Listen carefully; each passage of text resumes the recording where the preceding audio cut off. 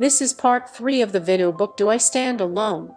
It contains writings dealing with guns, police, drugs, and education. And if you are not open-minded about such things, you should not read. 32.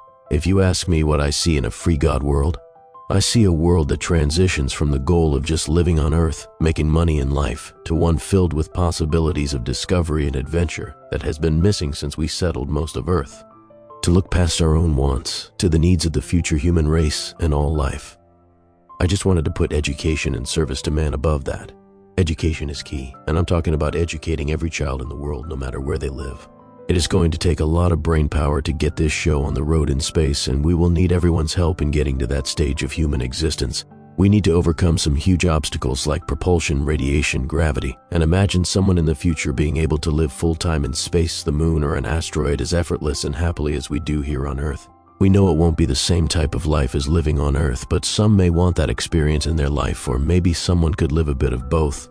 These are possibilities that people living hundreds of years from now will have. Our job right now is to do what is needed to let that future be possible. I know building our first true off-world ecosystem is going to be harder than we think. There will have to be massive amounts of divergent redundancy and large amount of reserve capacities. We know that we can maintain an artificial environment successfully over long periods of time, such as the ISS. But in order to go further, we need to develop more sustained natural processes. I think that we should get going with testing and applying these science as soon as possible. The nice thing is that it's no longer the total burden of the government now that businesses have filled that role. Maybe once we find an off-world fuel source, we can get more experience actually traveling in space with some more sustained thrust. If we can become successful in making a portable ecosystem on a lunar surface, that will open the door to establishing them on planets with atmosphere. Only after we have successfully robotically studied the planet for past life first. We can't risk contaminating the surface with our cells before we know as much as possible about any past life that could have existed. The science has to come first before the people. That goes for the moon as well. We need to make sure there is nothing scientifically important like untouched ancient life, DNA or more in those darkened craters first. We have to learn as much as we can because I'm sure it's not going to be as easy as putting up a dome and filling it with plants. Once we try to do a lot of processes we take for granted on Earth, we will begin to realize how harmful they were to our world. Waste from many of the processes we have used for decades now and is required on the road in space is going to be challenging at least. 33. Well, I'm going to get in trouble for this one, but that education I keep talking about, I eventually want it to be given to every student everywhere on Earth at no cost to the student or family. Education is the best investment a government can make into its citizens and should be one of its goals. With education comes less acceptability to dictatorships and kleptocratic governments and more democracy. With more democracy, you have less war, and with less war, a country can invest defense funds into education of its citizens. All I see now is this current world of students immersed in lifelong debt just to get an education if they don't have wealthy parents. The bloat of the state college systems into things like their sports programs and facilities is absurd to have students pay for. Even our public high schools can get carried away with the attention to new football stadiums instead of science labs.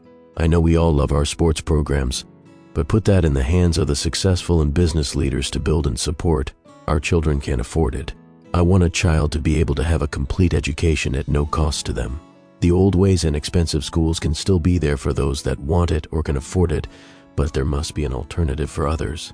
Today, many children have a hard time with some safety and social issues in school that didn't exist 40 years ago. I didn't fear for my life just by going to school. We need to see the changes we need to make in our school systems that were designed around farming in the earlier centuries. It's not the 1950s anymore either. We need to find new approaches to education and be more open-minded. We learned many new things in the pandemic in areas of remote learning. It wasn't an across-the-board failure, and I saw some new possibilities in it. Too bad it all had to be rushed into place without preparation and standards for teachers and students to follow in advance instead of learning as we went. I'm not talking about everything being remote, but there could be more remote options that we develop over time. You need to see the increase in savings and safety in less transportation of students. I have been hearing teachers talk of more participation from parents in their education, and this is one way to do that. Involve the whole family in the process, and we might find a system that can be beneficial for more than just the students. We need to develop a system, maybe satellite, that can provide just minimum education to everyone on Earth that wants it. A system that would allow a young girl in an undeveloped country to have access to maybe a tablet-based education system to start. One that not only teaches the student but the parents as well in their original language to start. A well-planned system could include AI tutoring, human remote tutoring, multi-language services, counseling, and access to knowledge they want or need for their lives. In order to deep-seat that education, they will still need access to physical and experience learning, lab work, and clinical study facilities. I know you can't do everything from a tablet, but it's a start down the road of knowledge, and we just build from that. Many will be critical of this idea, but I'm proposing this compared to what many of these children have today. Nothing. Again, this is just introducing additional options and opportunities for education and not shutting down our established systems. I just want a no low-cost education system available to everyone on Earth, and the option of not having to start your young life with immense debt if you wish to better yourself. Maybe you will initially use public school, but switch to remote learning later in life to be able to save money, or don't want to start your career in large education debt. I would hope it would be accredited, and I would be happy to tear our education system from the grasp of capitalism, profiteering, ideology, and investment banks. I know all that is a bit much, but how about we take at least one step in not profiting from teaching our children, then work on no cost down the road? We have no idea where the next great mind of Earth will come from unless we give that poor little girl or boy a chance to shine in life. 34. There is little doubt of the hate we have in the world today. It stems from centuries of man against man and people after power. We have this undeniable history of men taking other men for slaves since the beginning of civilization. The one thing that bothered me is who was using slaves through much of that time, and why was it not frowned upon across time? How in a world that had such a high population of religious people, remember, they claimed that as much as 80% of the New World settlers were of one Christian religious faith or another, evolve into a country of slaveholders. Remember, our own founding fathers were many times slaveholders. How do you explain the total lack of concern from these supposed good Christian men for slavery? Many times in history, some of the various faiths have even joined in with slavery in building their houses of worship, including their most prized monuments to their faith. How horrible is the fact that the church sold over 200 black slaves in order to raise money to build the first Christian college in the USA. Ask yourself, where were the Southern preachers scolding the plantation owners at church to set their slaves free? Instead, the preachers of that time had sermons enforcing messages of obedience and acceptance of their subservience. Some slave owners even had white preachers perform mandatory services on the plantations, so Christianity in its vision of God itself was a tool to enforce and control the slaves. These leaders of faith chose to not only have a blind eye towards slavery, but sanctioned it by declaring certain races or societies as less than human, savages, or godless. The church was there at every step, propping up the various monarchies as God's chosen ruler. This gave the divine-inspired rulers the moral standing for colonialism and to bring their rule and their message of God to the rest of the world. Standing here today, everyone has the right to hate the other, but I ask you to think how all this got started as far as divine-inspired rulers and one race is superior over another. We have been horrible to each other over time, and I don't think of it being the work of just one man here and there, but of a constant drumbeat of influence in people's minds over centuries. We just can't take all that baggage into the new world. Free God would not want its creations out there killing and enslaving each other needlessly out of hate. Nature has shown us repeatedly that if we separate and try to remain pure, we suffer. No more believing that one race is better than the other because of religion. No more royal blood or any other human being better than the other in God's eye.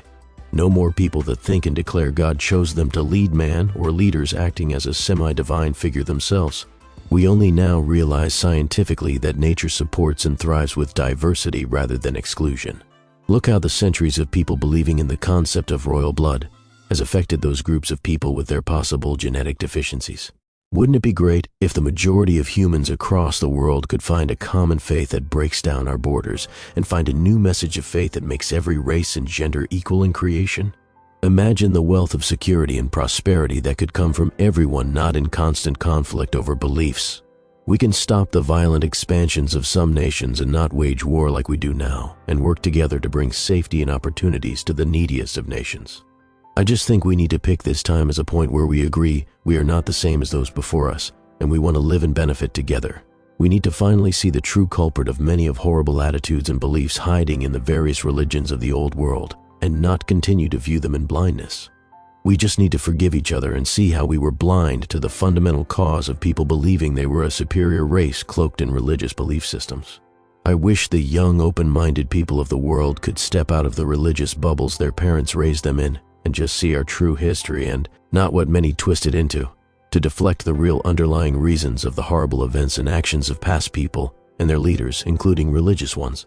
Racism, royal blood, crusades, colonialism, Hitler, MAGA, and so much more have a single common thread that many have a hard time seeing, but once you do, it's hard to ignore. 35. Well, I understand we have opportunities in the USA that people don't have in many other countries. You have a much longer journey, but it's not impossible. Nothing is impossible if you put your mind to it and commit. If you are someone that does not like a policy, don't spend your time online looking up paint that is the hardest to get off artworks or the best glue for sticking your hand or a brick to the middle of a road. The best way to affect change starts with the letter V, and it's not vote, but that helps if it's available to you. No, I'm talking about volunteering, the single best thing you can do for a cause you feel deeply about. If you're just chasing clicks, fine, glue your head to a flagpole. But if you want true change, work smarter for it, and you must get involved. If you really want to change the world we live in, you must participate in the voting process and not be scared to tell others how you feel. We need to get more young people involved in choosing our nation's leaders. I know I'm a boomer, I'm actually the last year of them, but we must vote many of them out and get a new generation of leaders that will no longer hold our country back. You all are the future, and see the abuse of the environment that they have caused in their lives, and even now that they know it, refuse to change before they are gone and destroy the planet for you and your children. They are the ones that set the agenda that led to America slipping in every category except the military and oil production, the few things they can't get enough of, and are trying to hand their addictions to the next generation instead of the required education to not be dependent and addicted to fossil fuels anymore. 36. I know this will rub some people the wrong way, but I'm happy we didn't destroy our local environment just to make a billion plastic Happy Meal toys. I'm thankful for some of the manufacturing we got out of the US. That sounds horrible for some of those countries, but one thing goes with manufacturing, that is pollution of the land, air, and water, at least the way we used to do it. I remember growing up and seeing the thick permanent haze of pollution over some large cities in these various countries picking up our manufacturing load in other industrial areas. You would see it on TV and feel like gagging. If we didn't offload some of that pollution, we would have an even worse problem here in the US than we do now. So yes, the corporations took advantage of cheap labor to produce low-cost goods for us, and we let them. We complained all the while we were buying up the low-cost stuff right and left. I know we need to earn from manufacturing, but maybe we could concentrate our efforts to lead the way in the production of high precision, highest quality, or most advanced technology instead of the everyday and more polluting processes of some products. We establish and hold the pride we have always had since the start. Made in America represents built with pride, and that we continue to grow ourselves in the world by leading the way in building just the best and highest quality of goods. No more America First slogans and believing that we can go it alone. We have made mistakes, and we are still making mistakes, but we seem to have a hard time learning from them. We have corporations pumping proprietary compounds into the ground all over the world, and nobody but them knows what's in them. That's wrong. We made mistakes with things such as lead, asbestos, and fluorocarbons, to mention just a few. Scientists were able to remedy some of the damage to our ozone layer with quick action, and yet others we still can't resolve our use fast enough, like our use of crude oil in the production of various materials. We are slow-walking many solutions, mainly by the greed of the oil industry and other corrupt leaders. We have painted ourselves in a corner by becoming so addicted to plastics, and it's so hard to get away from them. We need to find a balance, and we have already caused great harm to ourselves and need scientific help soon. We for some reason are heading down a hill of religion and anti-science tied to a political movement. Here is the problem. We don't have enough time to educate all those people, and there is not enough time to change their mind. We see how they resist. We need to organize and get into one group and concentrate our efforts to vote in people that see the same future you do. We need to show that education and knowledge is better than being a sheep that follows the latest conspiracy theory. We need to help those that are programmed to just follow, because their message has been compromised by people feeding into their desires. You need to see how maybe something you viewed as good or innocent is potentially being the problem all along. Our history is filled with men that use that influence to produce some of the most horrific events in our world so far, and for some it might be difficult to visualize, realize, and then accept. We need to get away from the thinking that everything is the act of God, and every event is judged by what they perceive we are being punished for. It doesn't rain for a month. Well, that must mean there is a witch in the village. Too many people are sinners, so that is why everyone is getting sick from a plague. We just can't continue to have people that believe and think like that in charge of public policy. 37. Today we suffer from the corporations and government lobbying from the fossil fuel industry. The earth just cannot have millions of automobiles pumping exhaust into our atmosphere for much longer. We know burning fossil fuels is bad for the earth in so many ways. Our scientific community is working hard to improve the systems every day. Stop listening to people talking about battery materials and their harm, or electric cars will never work. That field is in rapid change. Look, I love that thrill of a fossil-fueled beast as much as any man alive. I built a GMC 6-71 blowing 2 4s 375-396 through a Super T10. When I was only 17 years old, I know the thrill of grabbing a super shifter T-handle full of fun. Years later, I would build my first small 2-car garage and was painting old cars and refurbish them. I was selling nose to my friends from the back of my garage. I loved my years as a car jockey. So I'm asking you, could you be okay with driving something electric as a daily driver and save the gas motors for cruising and special occasions to get us started? It would help your great-great-grandkids out by not fighting EV, and maybe join in even. Everyone needs to see how everything is changing now or soon. Solar cells and power storage is constantly changing for the better. It's going to take time to perfect the systems, establish national standards, and implement the changes needed in our infrastructure. It's not going to happen overnight, and may never happen if our government continues to be run half the time by people that are obsessed with putting us back into the 1700s. Already, electric cars for in-town daily driving are working good and will improve every year. We have no idea what will be available to us in just 20 or 30 years' time. So even if you started as a motorhead like me, you think you could consider giving in a little and not fight the future? I know you will have to learn new things about electric motors, but if you look around, it has been powering our world for a long time. You think trains could be as effective as they are without electric motors? Yes, you will need to learn new things, but I was there when 8-tracks were battling with cassettes. It wasn't pretty, but I think the best guy won. If we pick a new path for our government, you will see how high-speed rail could really change the way you think about traveling across country or more. We could have boring machines all over the US laying rail and cutting tunnels for a massive high-speed rail projects. Wouldn't you love to skip TSA and just walk on a train as easy as walking on a bus without the pat-down and shoe removing? You could be 3 states away the same time it would take to fly with no takeoffs or landings while being powered by renewable energy resources. A win-win-win in my book. I think the tunnels would be safer in some areas with hazards like wildlife on the surface or property that needs to remain untouched. I feel it was a mistake for the US to not have invested in high-speed rail decades ago, but the oil industry didn't want it. So that means the politicians didn't want it for us either. We must learn from what we have discovered in this world over time and correct our course. 38. I don't need to spend much time on universal healthcare. The majority of developed countries have been doing it right for years except for us. We here in the USA are just victims of greed and politics. Our system is broken and needs to be fixed. Healthcare can no longer be a capitalist system. Soon we will need to give out medical mortgages on top of our school and housing mortgage. Then everyone pays 2 to 3 times the cost of everything by the time you are done paying for it. We can't continue to have a system that your healthcare comes from your employer. That leaves too many people vulnerable if there is a time between jobs. We cannot rely on a system of stops and starts throughout our working careers. Don't listen to the right. They are manipulating you to vote against your own self-interest by wrapping it in a socialism label. Americans will pay far less per year for all their medical needs with universal healthcare. It's the right thing to do now. Right now, individually, we can do little to negotiate our prices, but we put in the hands of our government, and they have the power to control the abuse of overcharging we see in the pharmaceutical and medical companies. 39. I touched on this earlier, but we need to figure out something for all these displaced workers. As it stands today, communism is bad, socialism is bad, and we now know from experience that pure capitalism is bad too. Capitalism running amok combined with money in politics is making a billionaire class that has the potential for disaster. Most billionaires are too happy enjoying their lifestyle. They rarely are bad actors, but what are we going to do with the first billionaire that wants to tear things up or wants the power of the presidency? Our latest disaster of a president. I'm so sick of seeing his name I won't write it, so I'll call him BA45. He ruined the last holdout of keeping the rich out of that position.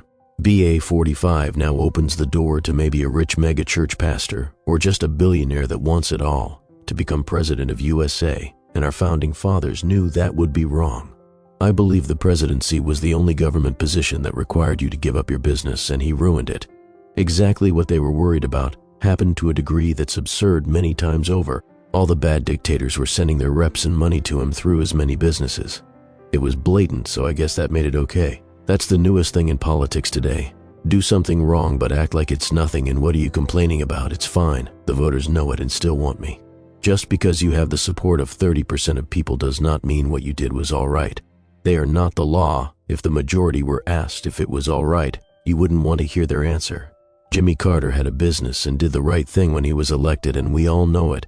We need to bring the system back into order. Yeah, the US has its problems.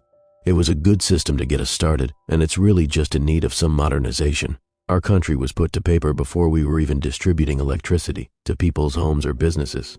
Benjamin Franklin was around that time, and he was still playing with a kite and a string, so you would think we are due for some updating to get us into the coming centuries. I'm thankful that one of the best documents in the world allows amendments, and are we due for a big one? The problem is that we need everyone to be on the same team, and in sufficient numbers. It can't be 51%. It has to be over 2/3 vote in both houses to pass a new amendment or cooperation of the states. That is one rare thing in the US these days, and we have to decide which party will bring us into the future. I think it's obvious. We have one party trying to pull us back to the 1700s, and the other party can't get enough traction in the South be effective. Oh, I've been hearing that we must coddle the businesses because they will take care of us. Reagan and his trickle-down economics was a joke, and the first step to building the billionaire club. Since the Great Wars, we have been very supportive of business and its growth. Last thing on this is the tax burden in the US has to be flipped. I believe currently we are supported by revenue of 60% by the people and just 40% from the corporations. Citizens should not be paying the majority of the taxes, plus be responsible for bailing out businesses on top of it. The Potomac fever has left us with a government that cares and supports the businesses like it was supposed to do for the people. You know, they care more for their corporate donors and lobbyists more than the people that put them in office. Let the businesses pay the majority, and let's take care of the workers and the needy with their money for a change. We don't need to pay for universal health care. They do. And stop listening to anyone saying we're hurting American companies. That ship has sailed. These corporations are given their own status in our country. They need to support the country by paying their fair share of taxes to support this country, but feel like since they are giving jobs to people, they are immune from taxation. Politicians have been writing tax codes for decades that were lobbied by the businesses. We need to see how we vote in some of these people, but they work for the corporations and always have their best interests in mind while giving us double talk. If a company does not want to support our country, we should stop supporting them and replace them with one that will. I want companies to be proud of supporting our country and proud of how much tax they paid that supports our citizens. Americans over decades manned and built a successful business, then that company becomes a world leader as a result. That company needs to continue supporting the people and country that made it possible. They don't take it to another country once it's built to take advantage of lower tax or labor rates. I think we need to rethink the way our taxation system works entirely. There may be an improved and fair way to balance the tax load between the citizens and the business world. I could go on forever on this, but I think you get my point. We can't let politicians scare us into thinking our jobs will be gone. That's not going to happen, and that shows you the true allegiance they have to their corporate cash cow and not the voters that put them there for their best interests, not the corporate world. The business owners will handle their fair share of taxes and be fine with one less super yacht in their fleet. 40%. I have lived a life seeing the horrible effects of alcohol and other addictive compounds such as opioids. When I was a young guy, I liked computers, weed, MTV, and wrestling on TV. Later in life, after decades of marriage, I ended up in Florida with an extremely rare form of terminal cancer. I was divorced and on disability for health insurance. I ended up having my oncologist recommend cannabis to help me with my symptoms, and Florida had a medical marijuana program, so I asked him for a script. He tells me he can't give me one, he needed a special license.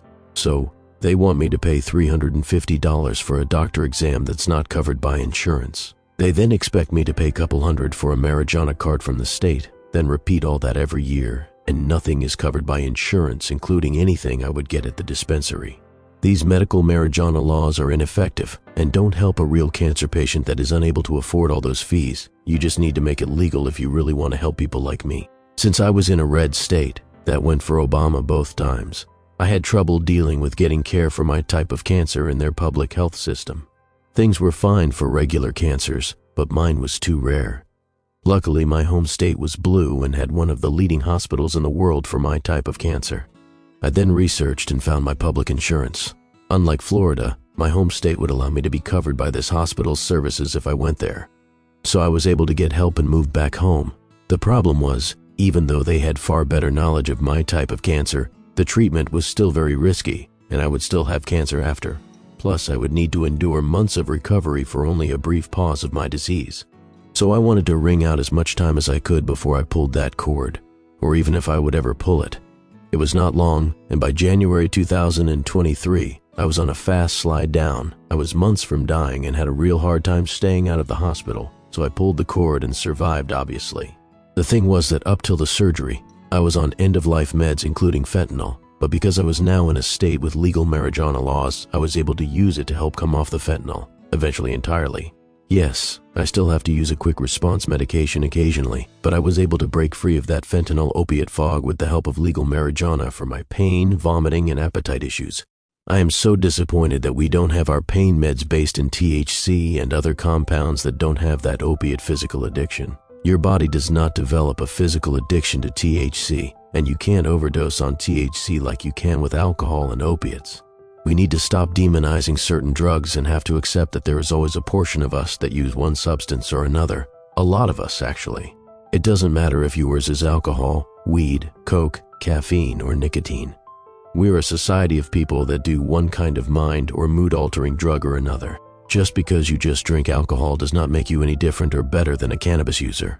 I hated the taste of alcohol all my life and enjoy the safety that THC has, in addition that it is non-addictive as compared to alcohol or opiates. People don't need to be thrown in jail by the police just because they use one substance versus another. What we could do is accept it and work on developing new safer compounds that science can agree on and use regulation to manage its availability and accepted use. Hopefully they would be like THC and impossible to OD on. Then take all these opiates and only use them in hospital and with cancer patients only. Don't send people home with a bottle after the dentist or ER visit. Give them something not addictive. Educate people on various compounds that are addictive or extremely harmful like meth and others, then make lower-cost alternatives available instead of complete prohibition that turn average citizens into criminals for just wanting something different. Stop basing our laws for everyone on your particular religious beliefs. Look at how much crime that could be prevented and people out of our legal and incarceration system. You think the legal system could better deal with violent crime if it wasn't enforcing religious-based banned behaviors? Ever since we based some of our laws in religion and its view of accepted drug compounds instead of logical regulation, we started inventing crime categories. Australia started to use taxes to deter cigarette smoking, and in doing so, created a new violent crime category. Prior to heavy taxation, there was no category of violence over cigarettes, but now there is. Look at us with prohibition in the early 1900s, a faith-based law, and all the crime it produced. It was a classic case of a religious movement that started with recommendations of regulation, but once they achieved the power to regulate, instead changed it to complete prohibition. It's another example of incremental influence, and then instead of compromise, convert their ambitions to the complete intolerance like they did with abortions, and we now see the ugly and deadly return of that policy. Once they took away prohibition, that crime category died with it. When will we accept the fact that a large part of the human population enjoys celebrating and how we do it? We need good regulation and maybe make more non-lethal options available. Compounds that are enjoyed without the fear of overdose and death that comes from alcohol and opiates. Drug cartels, smugglers, drug-related burglaries, and violence would disappear from the lack of demand for illegal compounds that are readily available. They prefer the many legal options that are properly regulated like we do with alcohol, because it's not as if the street stuff is cheap. We could stop making criminals from everyday citizens just doing what they want in their life that you have a problem with just because of your religious beliefs and nothing else. Because if it was drugs in general, then why allow alcohol, one of the worst? Nothing else can explain how we allow alcohol freely but criminalize everything else. In general, I want you to realize that just because you only drink alcohol, that does not mean you are immune from being called a drug user.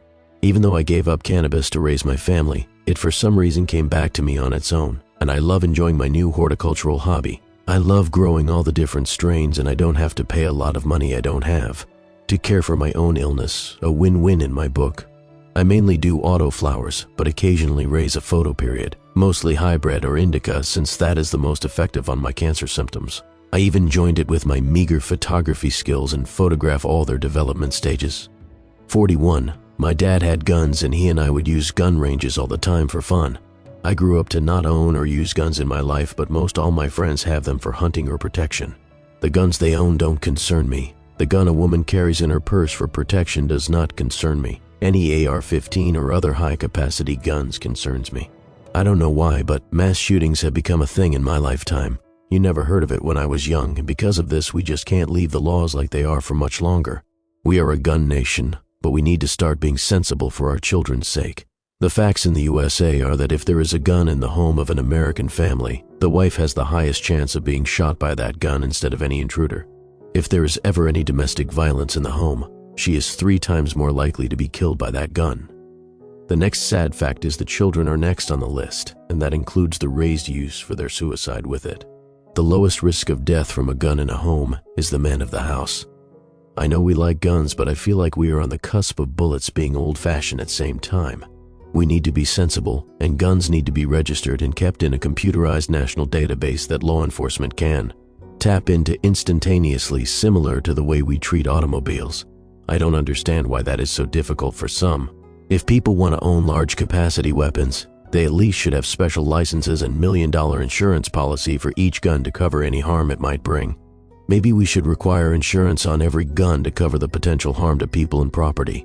If any of your guns are used in any crime, you should lose the right to own guns, and there are funds available to the victims that your property caused harm to.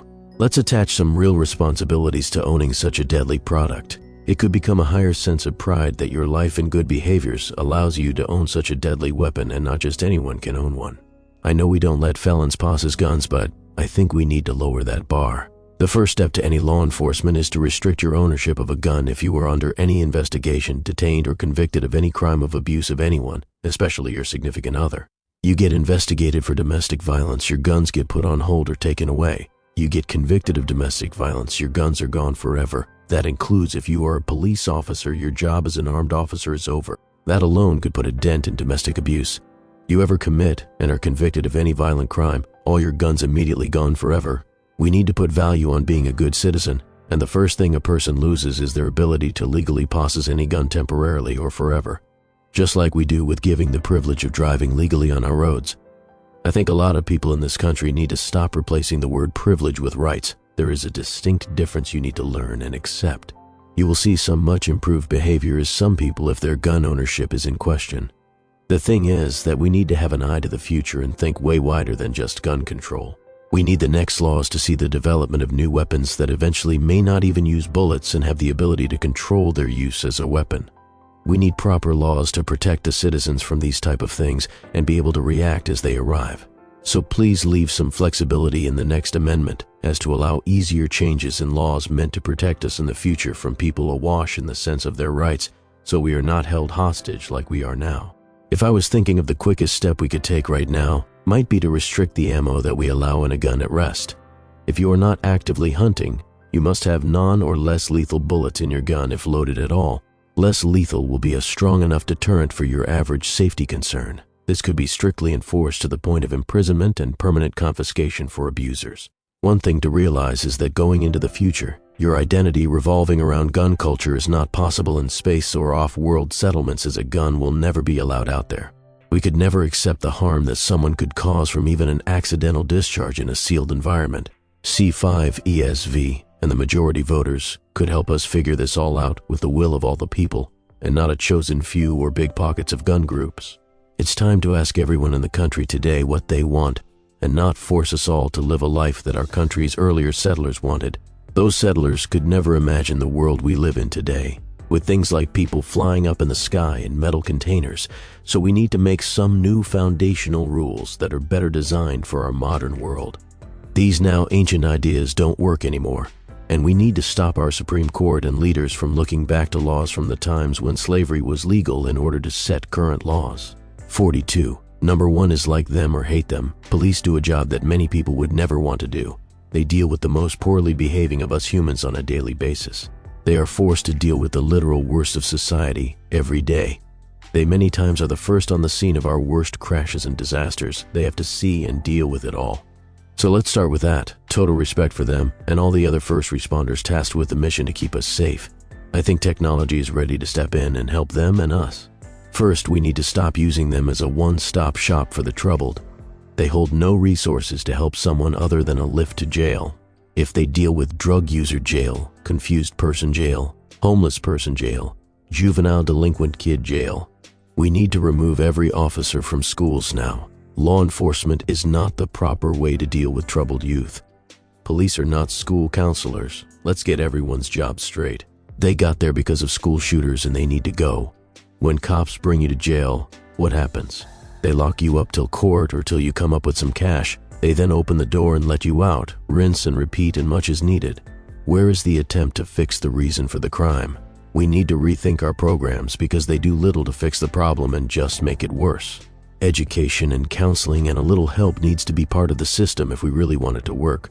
But if you just want to keep throwing minorities in jail and feed the corporations housing our prisoners, you have a good system for that.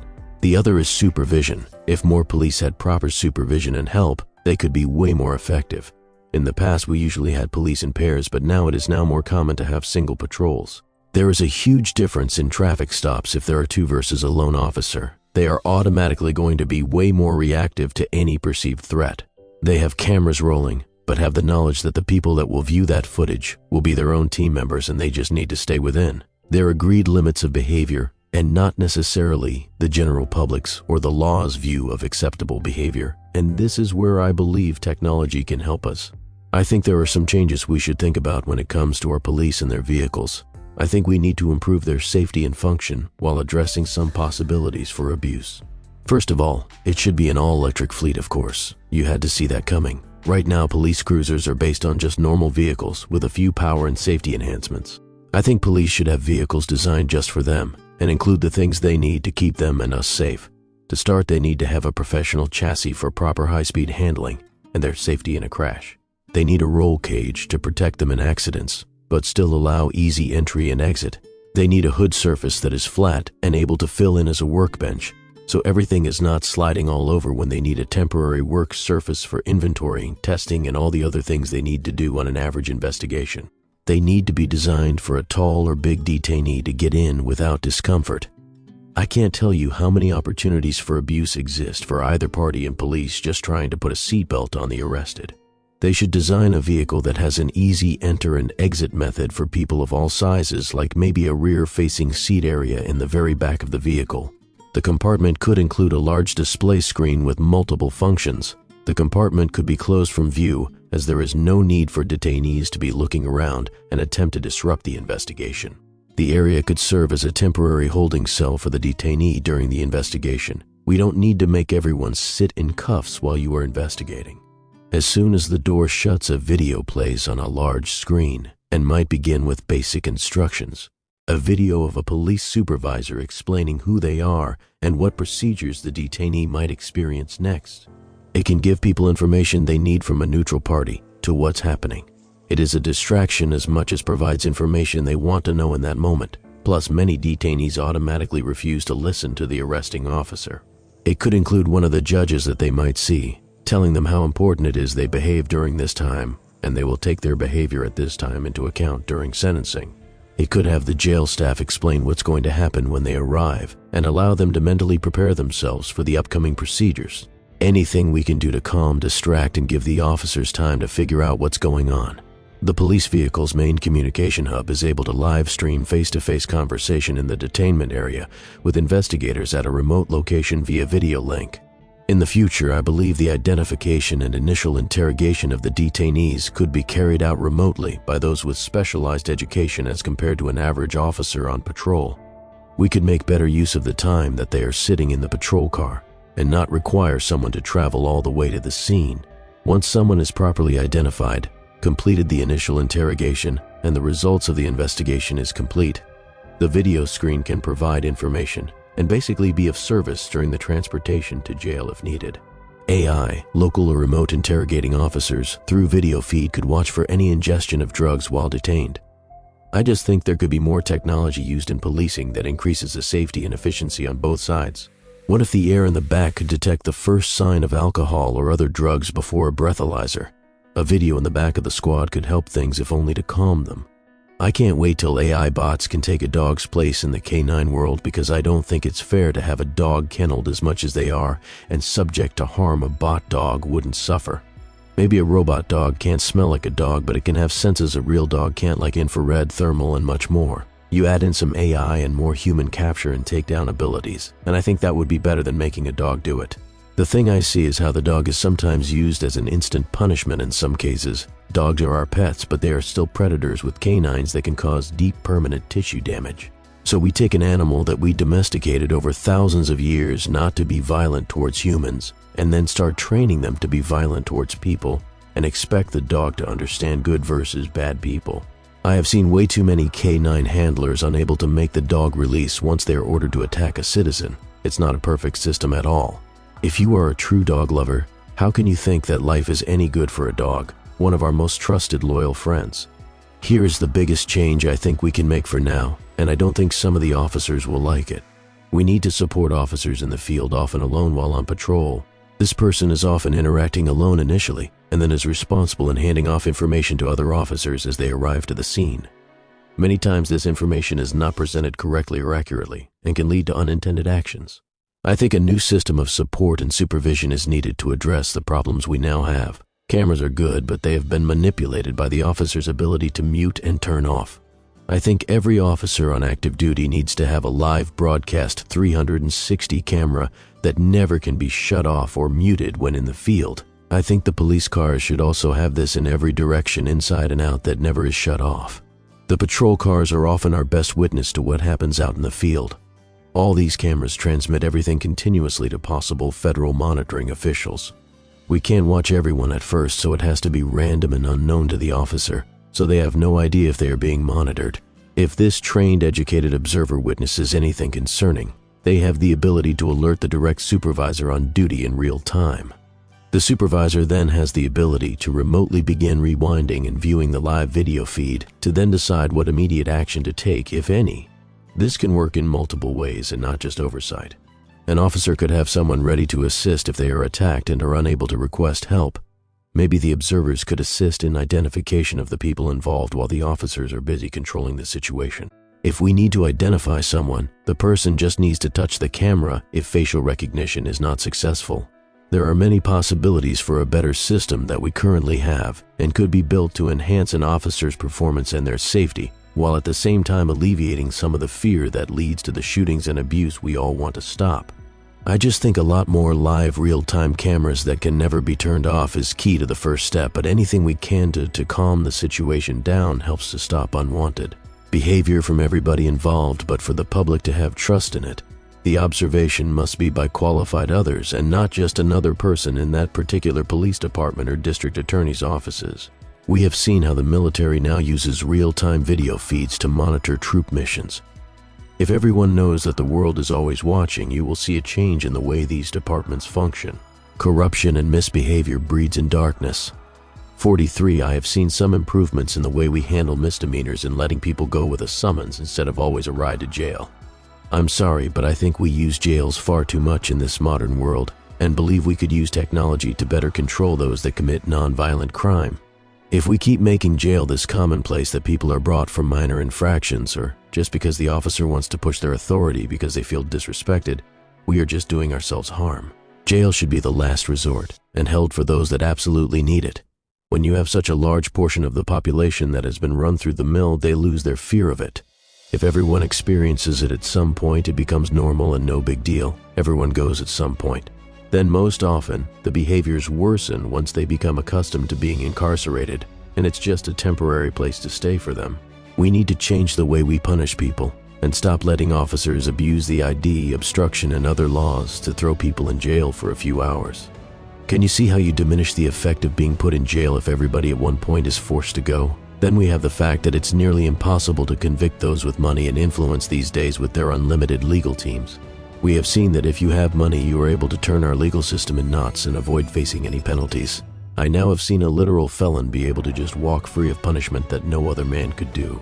We are unable to punish white collar because of these legal maneuvers, and in the end they always have their pardons if they know the right people. The hard work of judges and jurors undone with the signature of someone heading out of office. Could be better if we could use prison space for violent offenders, then rather than drug offenders, they could be handled a different way if they were not violent. I know this is controversial, but I really dislike violent crime and believe in capital punishment. If you were willing to kill someone, I don't know how I would ever trust you again. I just don't see why you then need to be supported at the cost of the taxpayers forever, just because you're a killer. We don't want to help an honest, young, struggling single mother, but you get a lifetime of food, shelter, and health care. I know the faithful like to rehabilitate these people, but I just can't trust they have changed with their begging of forgiveness. This is one thing that the future majority will need to decide, and hopefully with C5SV, the citizens will find an answer to this problem that most people can agree on. Once they are released, we need to do a better job of integrating them back into society. It's impossible for them to get back on their feet if they are paying fines and parole services. If we fail to help them at this critical juncture, the odds are very high that they will just end up back in jail again. I hope for more understanding and solutions other than locking them up again if they are not violent offenders. This will give us more room to deal with those that are truly never going to get better. Overall, I would like to bring back the fear of incarceration and hope that it's no longer considered no big deal, or in some cases even a badge of honor.